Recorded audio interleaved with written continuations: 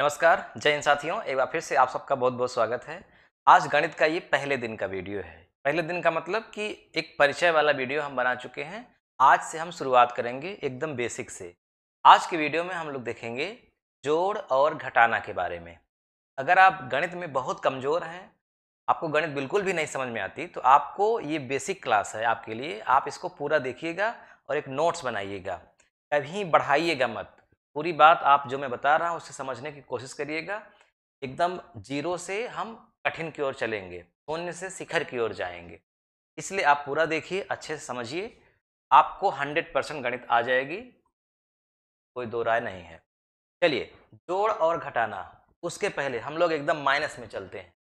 ये हमने जो चित्र बनाई है में आप देखिए, एक लाइन खींची गई है, बीच में लिखा है जीरो, इधर दायां है इधर बायां है। हमेशा याद रखिएगा, जब भी आप पढ़ाई कर रहे हैं तो आपकी जो कॉपी है, कॉपी में जिधर से आप लिख कर रहे हैं और जिधर लिख कर जा रहे हैं, यानी जिधर से लिखना शुरू किए और जिधर अंत करेंगे, जिधर अंत करेंगे उसे दायां बोला जाता है और जिधर से शुरू करेंगे उसे बायां बोला जाता है। बायां, ठीक। लेफ्ट और राइट, यह है लेफ्ट और यह है राइट।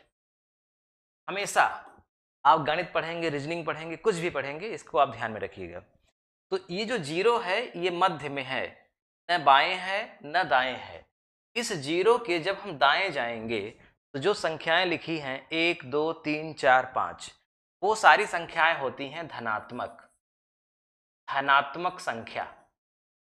और जब हम इस जीरो के बाएं जाएंगे तो 1 2 3 4 इधर भी लिखी हैं, लेकिन इधर वाली संख्या है ऋणात्मक। तो इसका मतलब एक चीज यहीं से बात समझ में आ गई, दो प्रकार की संख्याएं होंगी, एक धनात्मक संख्या होगी और एक ऋणात्मक।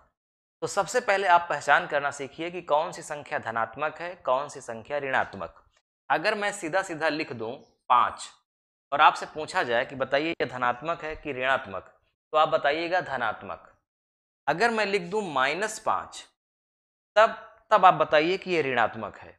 यानी जो धनात्मक संख्या होती है तो आप दो तरीके से लिख सकते हैं, या तो धन 5, धन 2, धन 3, धन 10, जो भी लिखना है, या फिर बिना धन का चिन्ह लगाए।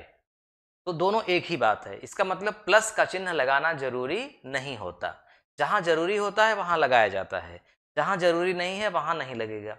लेकिन ऋण का चिन्ह, यानी अगर संख्या ऋणात्मक है तो जरूरी हो या न हो लगाना कंपलसरी है। यानी ऋणात्मक संख्या के लिए ऋण लगाना जरूरी है, धनात्मक संख्या के लिए धन लगाना जरूरी नहीं है।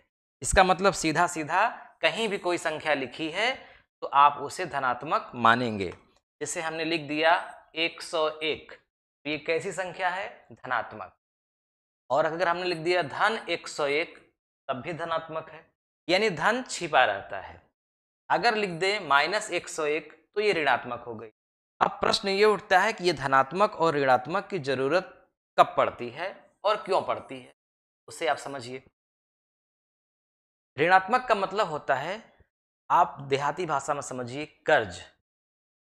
कर्ज जैसे यहां पर एक आधार है, ये आधार है, बेस है, इसके ऊपर अगर पेड़ जा रहा है तो इसका मतलब वो पेड़ क्या कर रहा है?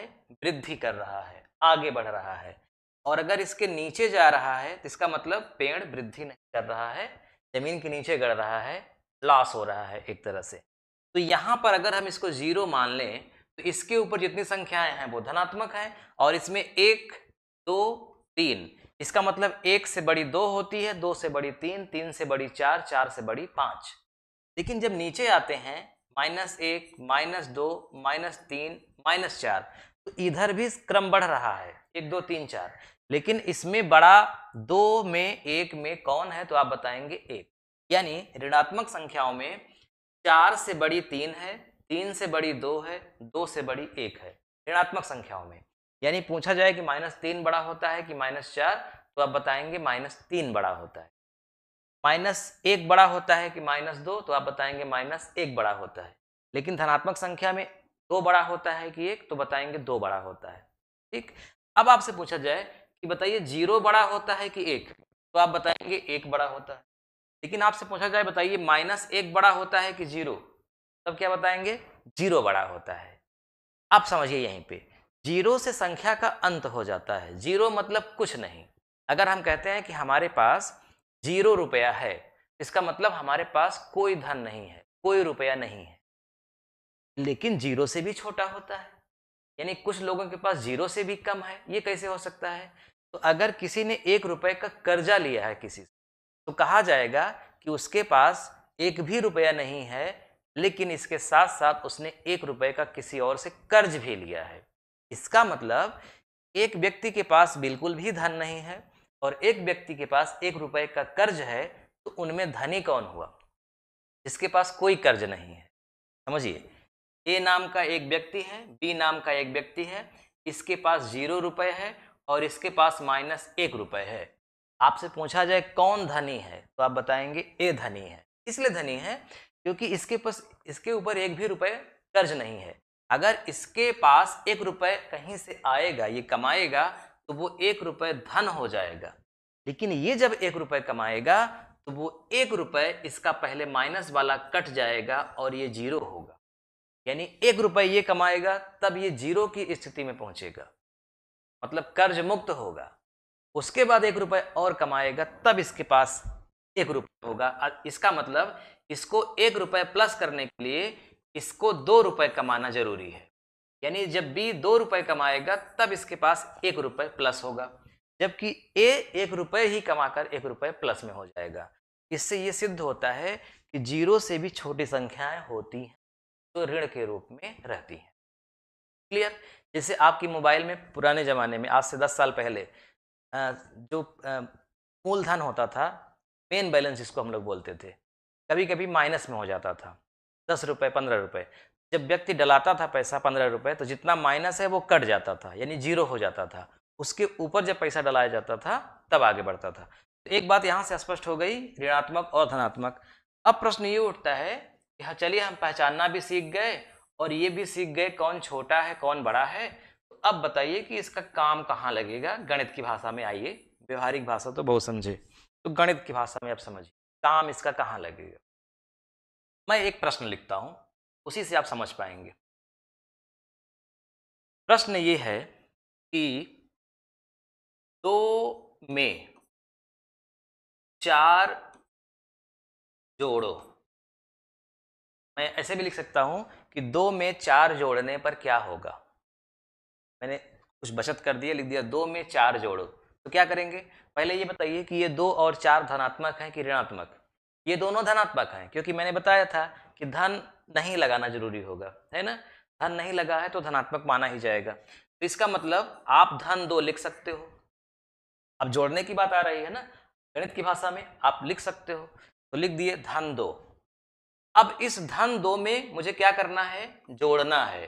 तो जोड़ का चिन्ह लगा दो, तो ये जोड़ का भी चिन्ह होता है धन, जोड़ का चिन्ह लगा दिया। अब किसको जोड़ना है, तो 4 को जोड़ना है, और ये 4 कैसी संख्या है, धनात्मक संख्या है।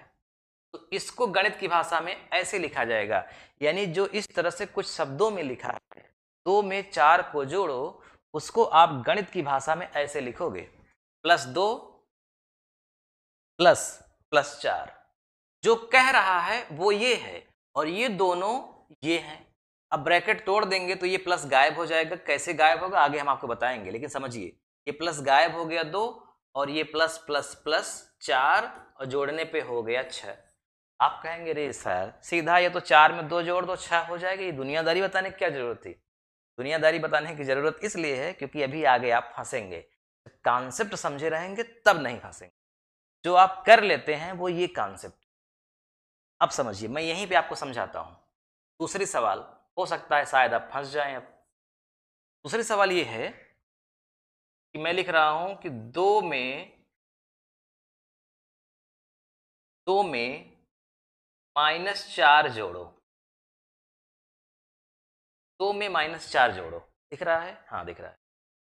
सवाल क्या है, 2 में -4 जोड़ो। तो पहले इसे गणित की भाषा में लिखिए।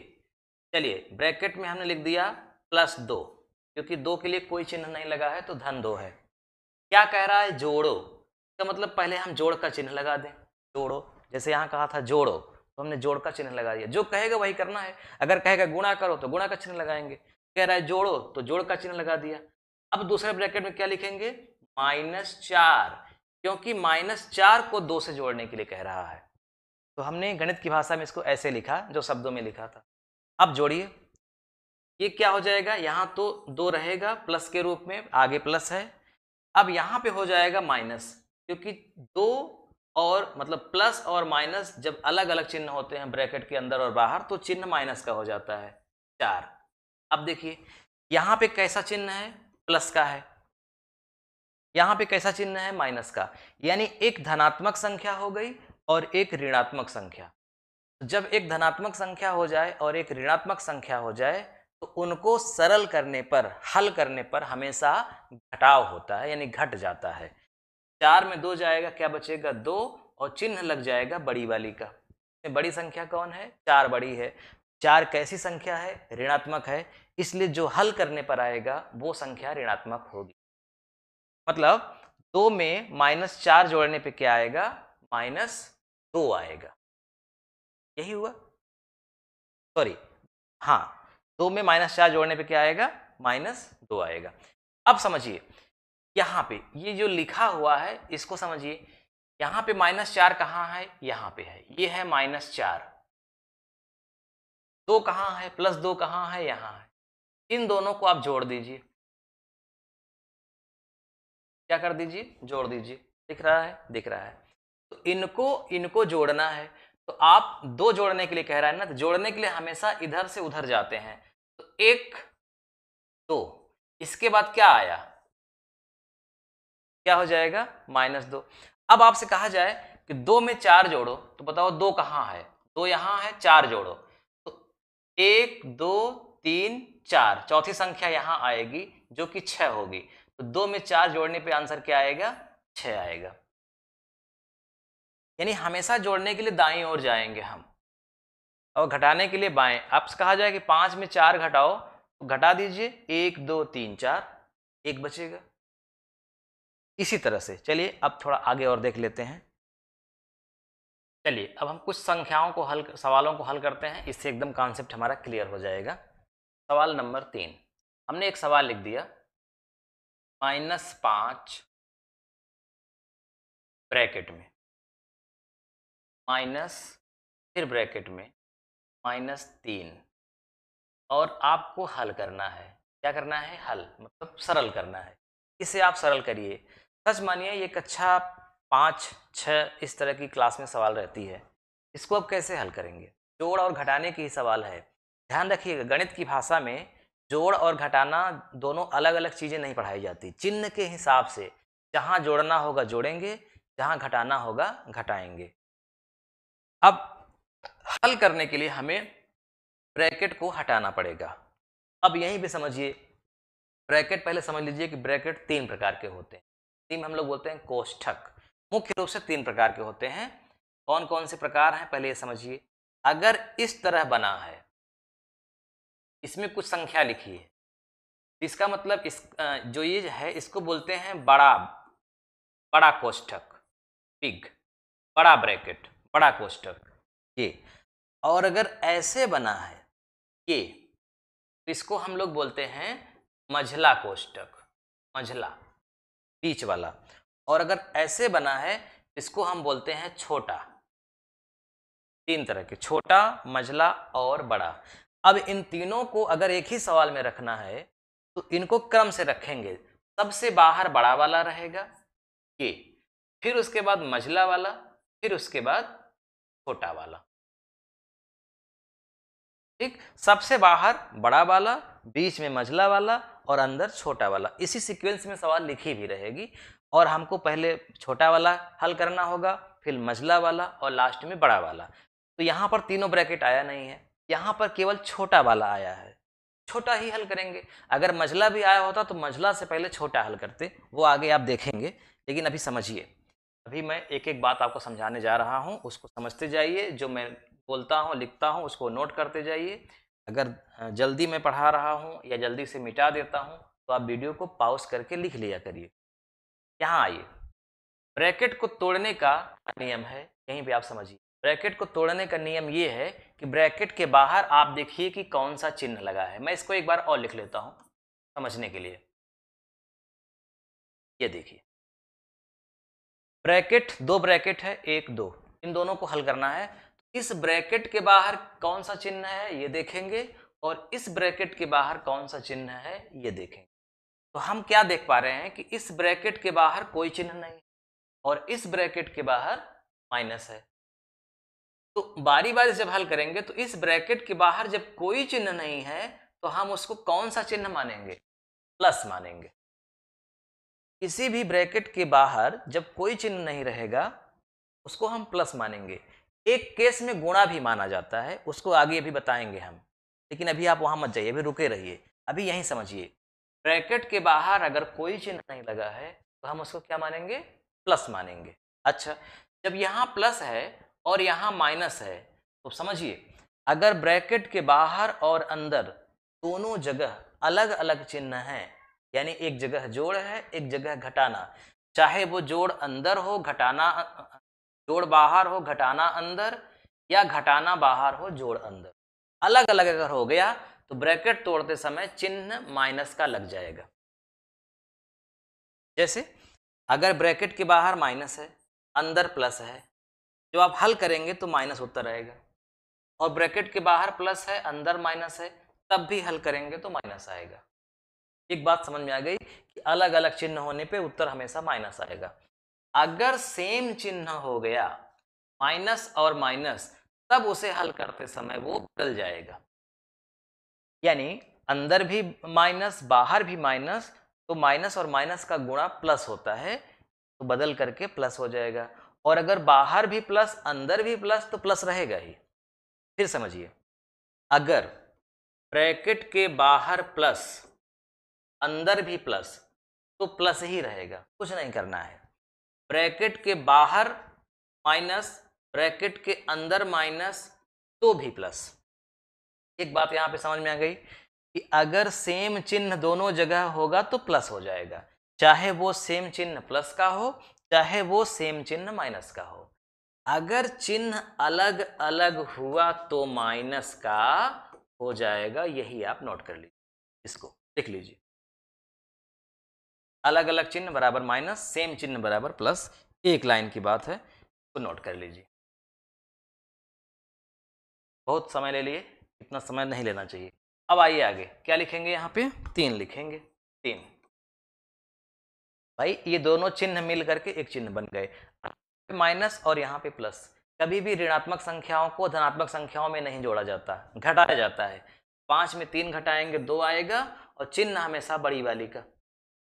5 इसमें बड़ी संख्या है, 5 में किसका चिन्ह लगा है? माइनस का। आंसर आ गया -2। एक सवाल और देखते हैं। 7 माइनस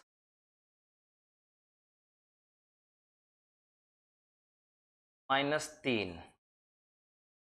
चलिए, तो कैसे हल करेंगे?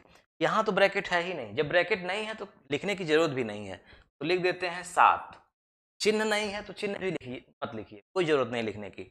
अगले वाले में जरूरत पड़ेगी। ब्रैकेट के बाहर माइनस ब्रैकेट के अंदर माइनस, यानी कि सेम चिन्ह है, क्या हो जाएगा? +3। अब बताइए 7 में कौन सा चिन्ह लगा है? प्लस का।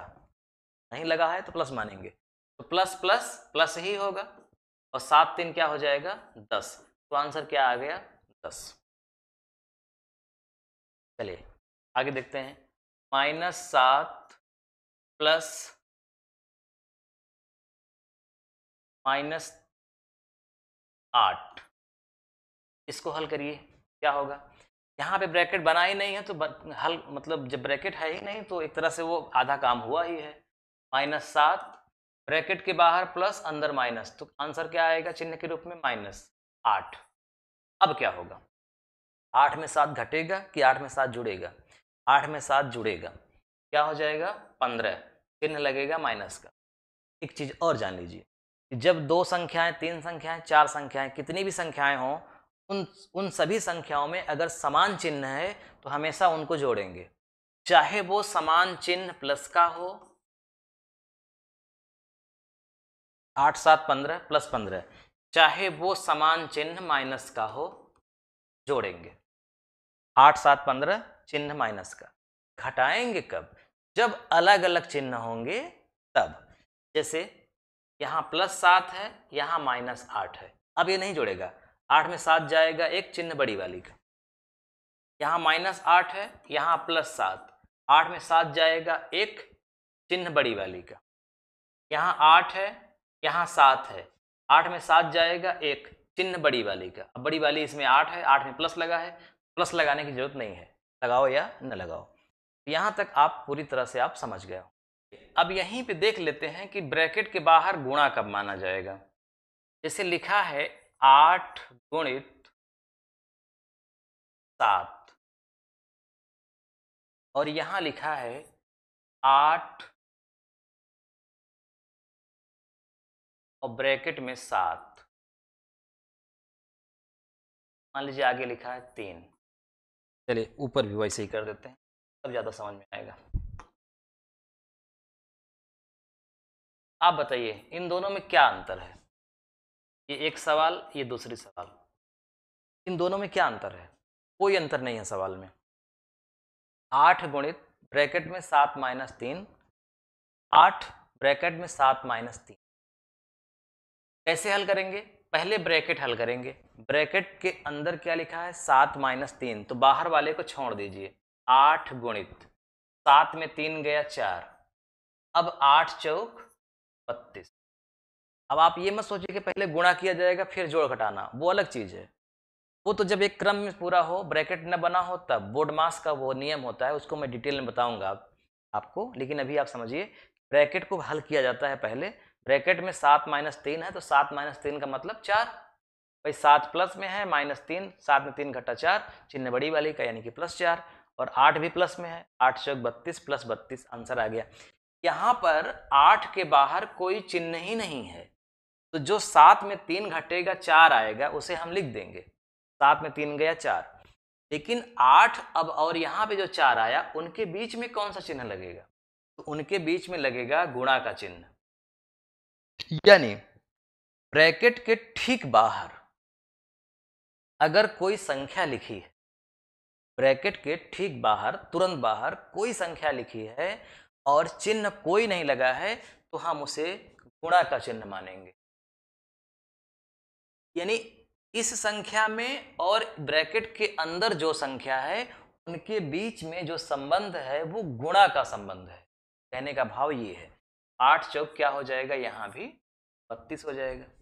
अब फिर से आप देखिए, 7 माइनस 3 प्लस 8। अब आप बताइए, अब यहाँ कौन सा चिन्ह है इसके बाहर? तो यहाँ तो कोई संख्या ही नहीं है ना। अगर कोई संख्या होती तो हम गुणा का चिन्ह यहाँ मान लेते, लेकिन जब यहाँ कोई संख्या ही नहीं है, तो फिर गुणा का चिन्ह हो या ना हो, उससे लेना देना ही कुछ नहीं है, तो वो कुछ भी नहीं है।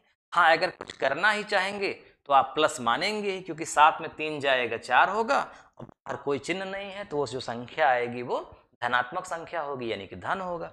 और प्लस आगे 8 है, तो अब 8 4 हो जाएगा 12।